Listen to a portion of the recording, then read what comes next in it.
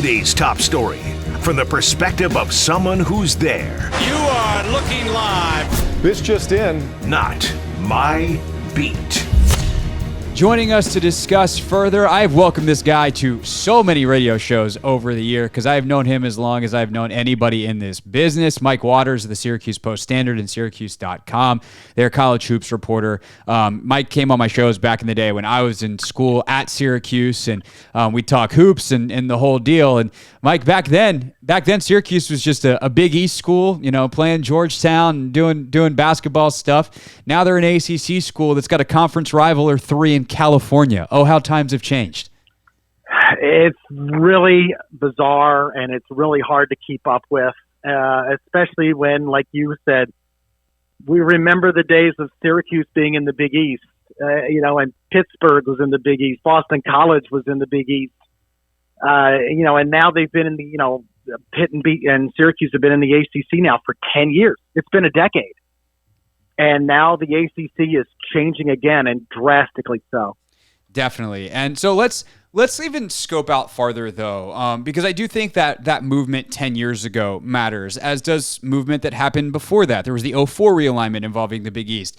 Obviously there was a time when the Pac-10 had 10 schools and the Big 12 had 12 schools and all the like down the list. And they even used to change the names. There was like the Big 8, and then it became the Big 10 or the Big 12, or I think that was the Big 12 that evolved. Anyway, the point is, this has been happening in slow motion for a long, long time.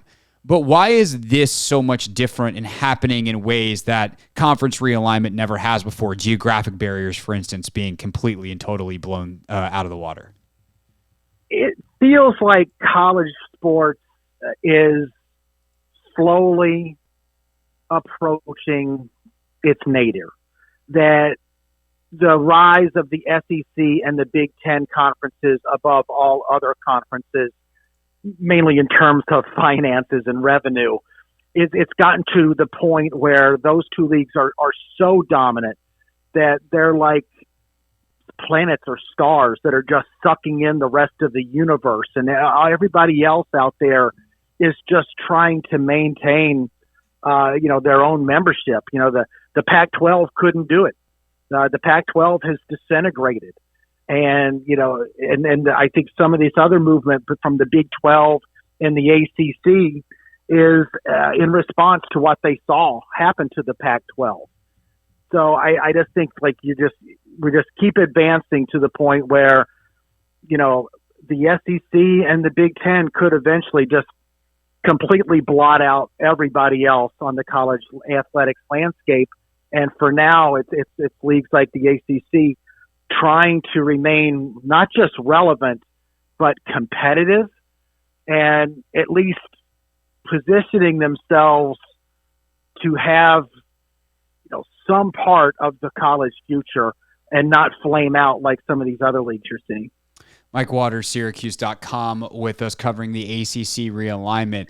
Speaking of things that smart people told me when I was in school, Tarico, I had him on a show at one point. We were talking about something, and he just goes, look, man, if you want to know the answer to anything, follow the money. We know that's the primary driver here. But we also know that the SEC and the Big Ten have been completely dominant on the field, specifically in college football recently. How much of this is driven by, let's call it, factors other than money, starting with competitiveness on the field and the ability to try to create programs that can win games, and any other factors that might be a part of this equation that are non-monetary?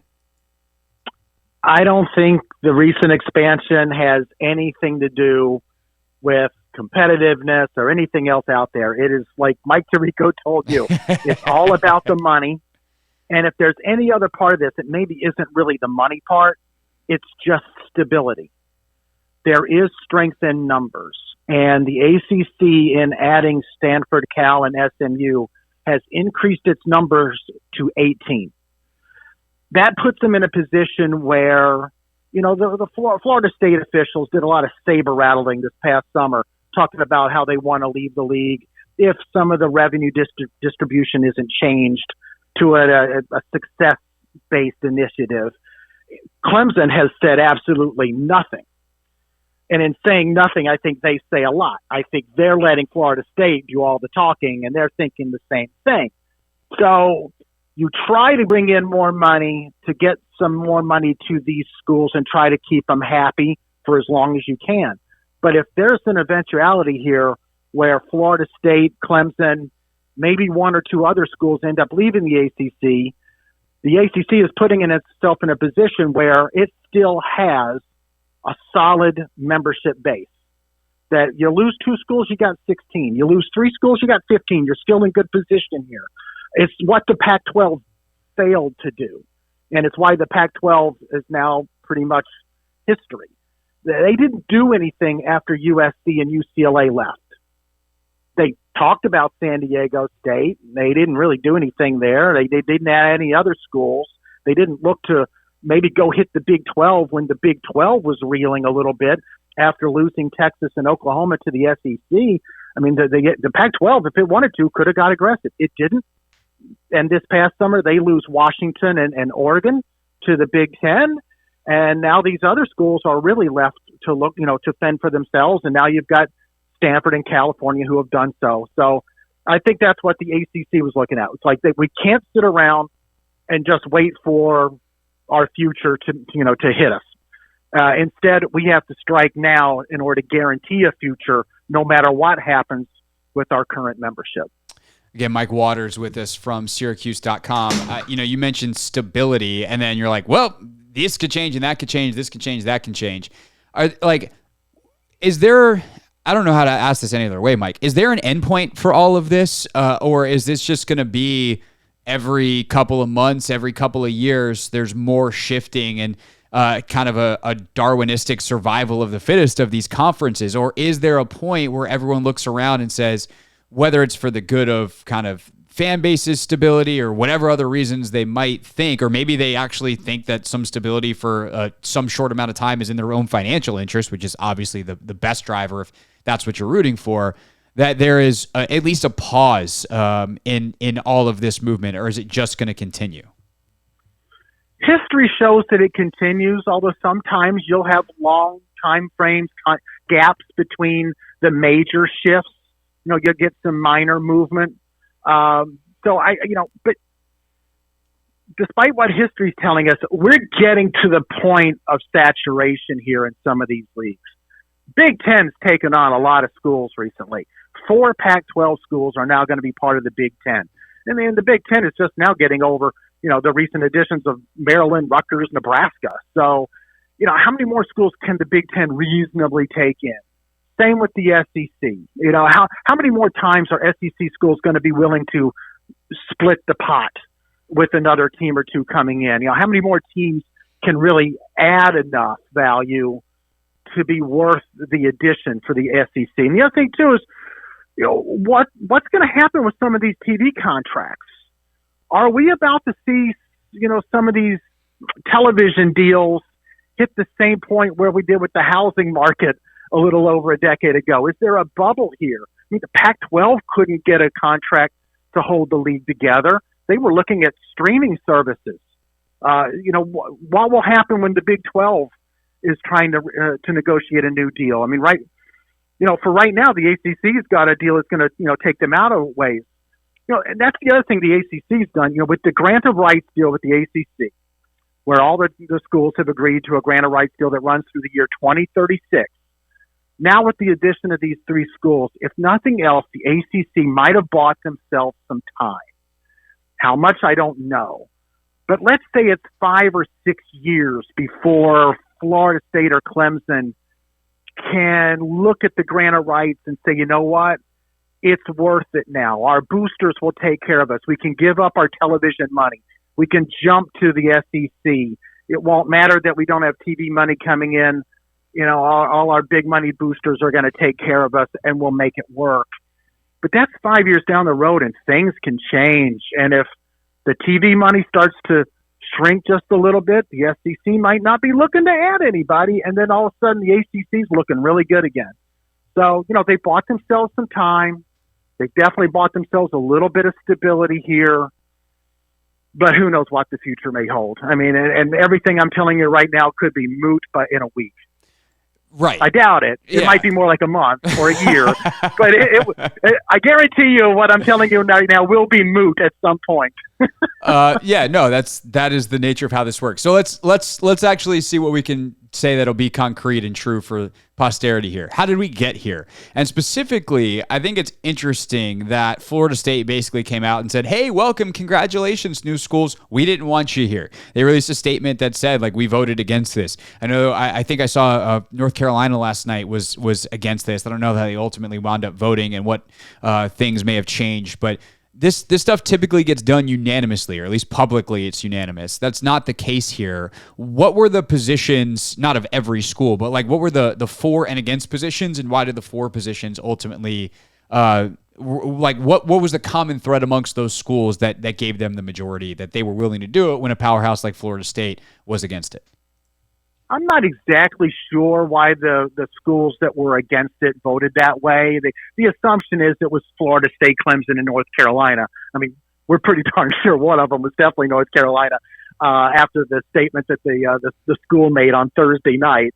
That's when we all knew somebody had flipped, and the assumption is it's North Carolina State that turned their original no vote in the straw poll a few days back into a yes vote this morning. I think basically, I think they made the terms of the deal a little bit more palatable. SMU's giving up TV money for 9 years. The shares that Stanford and Cal will get are around 30 or 33%. I think they came up with more concrete plans on how they're going to handle scheduling and travel. I know that's a concern of all the schools. It'll be interesting to see each of those schools, the 3 no votes, explain why. But, you're right. A lot of times conferences or leagues will tell you that a vote was unanimous, but we all know that it wasn't. It's just like that's what they agree to say before they come out of the boardroom. A few years back when the ACC was expanding, that was a little messy for a while. Back in the, Syracuse and BC and Miami were supposed to be the schools to originally lead the Big East back in 03-04, but it was because the Virginia state government got involved and forced the University of Virginia to change its vote unless Virginia Tech was taken in. Things can get messy. They often do.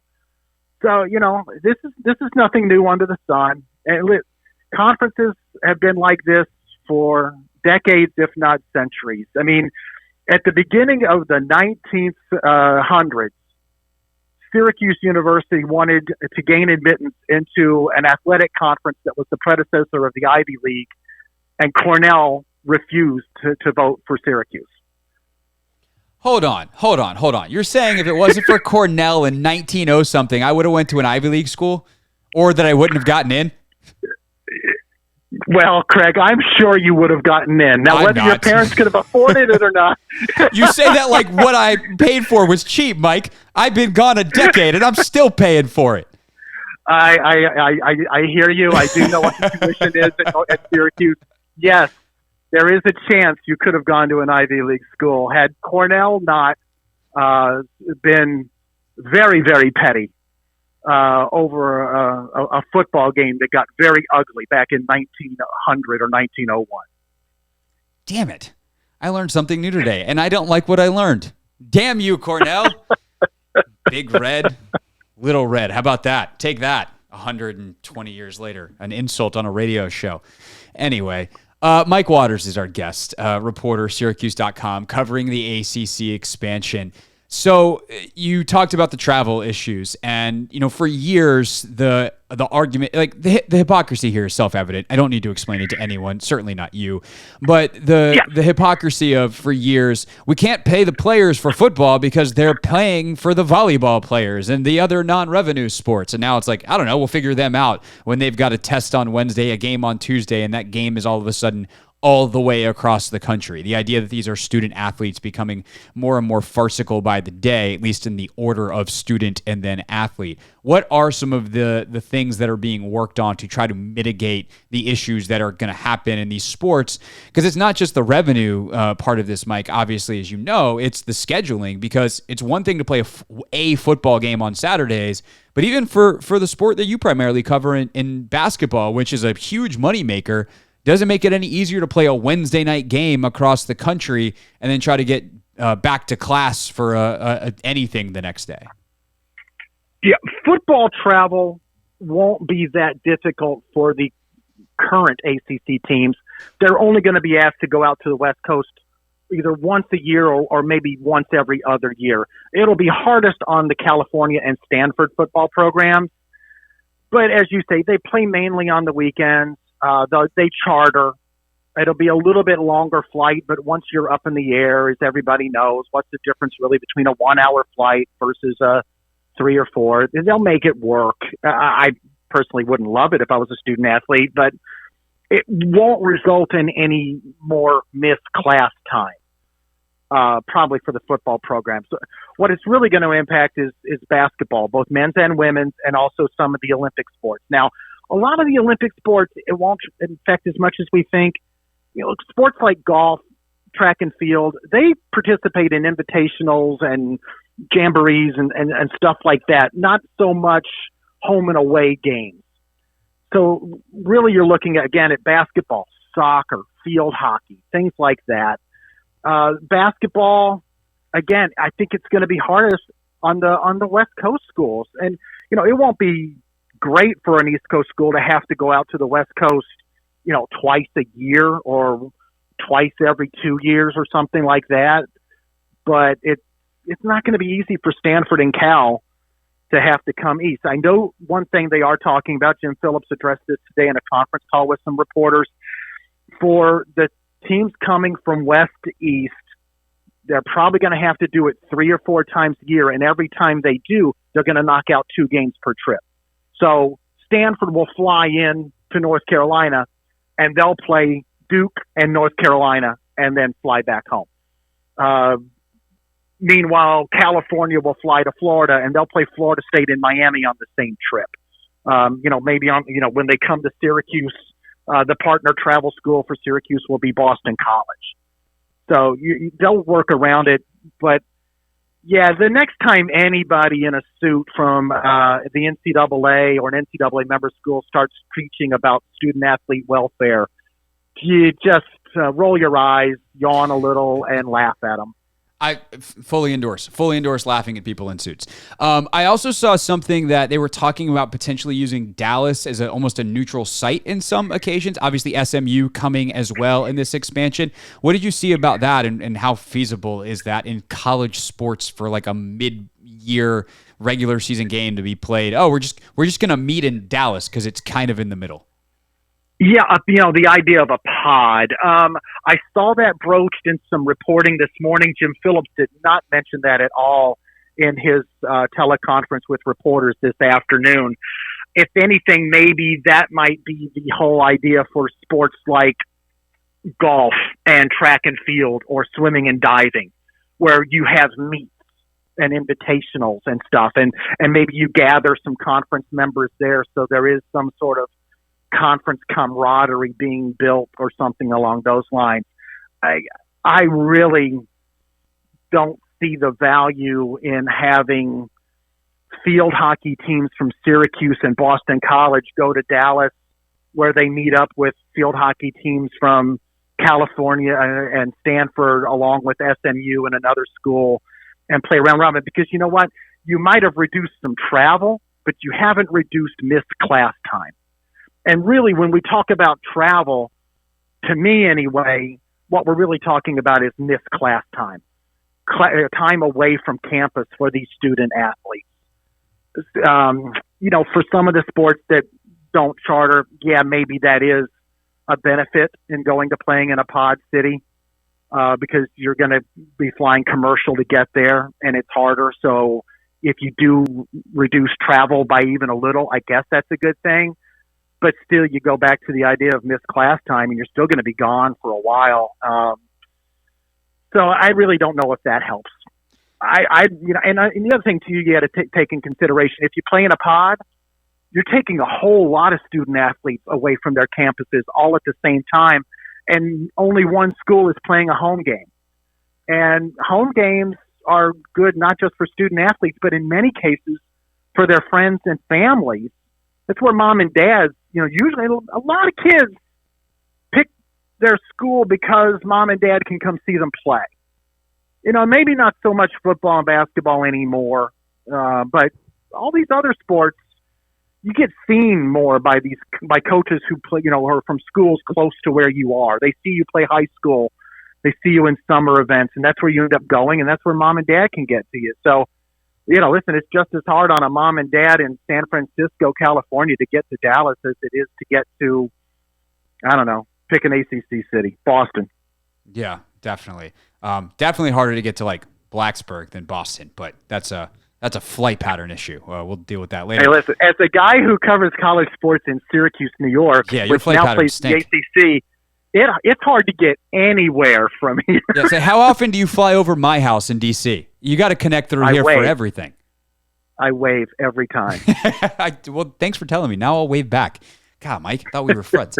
Mike Waters, Syracuse.com, wrapping up with him here on the Hoffman Show today for Not My Beat, his beat, Syracuse basketball, but covering this ACC expansion. So let's wrap up with this largest of things about this, Mike, which is this exposes what this is all about. This is all about money, and this is also happening at a time where Congress is very, very interested. NIL is changing the face of college sports as well. There's more money in it than ever, and it's been $1 billion enterprise for years, if not decades, at this point.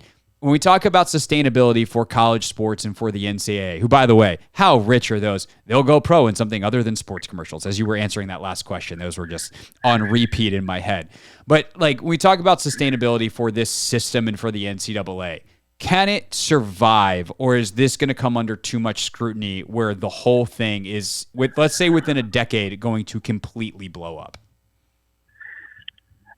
It can survive only if the most powerful people in the sport, the most powerful conferences in the sport, agree that the survival of the sport as a whole, from coast to coast and up and down, is more important to them than their own greed. How big does the SEC want to get?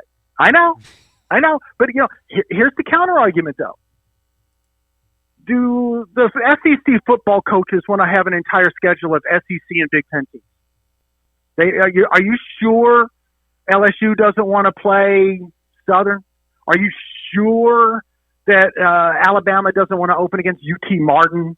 Does Auburn not want to have a nice little walkover game against Jacksonville State? They schedule them all the time.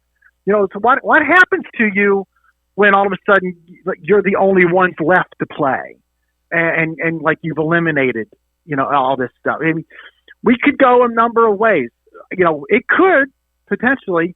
Everyone's kind of like, we're all in a good place here. Maybe we all need to start pulling in the same direction. Now, I agree. I know. I'm on the radio with you, and I can see your eyes rolling. And okay. So let's move on. So what happens next? Does the SEC and the Big Ten keep increasing their numbers? A friend of mine, a really great sports writer, Pat Forty, put out an eventual 40-team mega football league, and this is where we go. And it was amazing some of the schools that do not make the cut.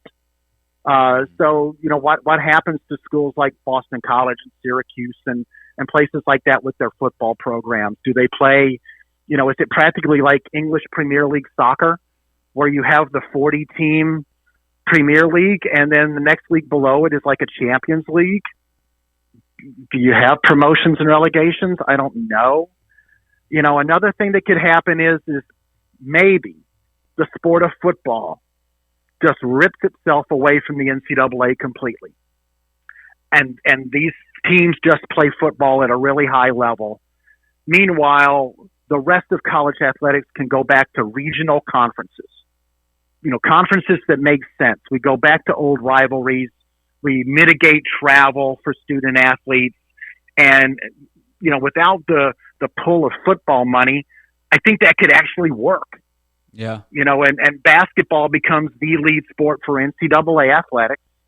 And you still have an NCAA tournament and everybody plays in it just the same way they do now.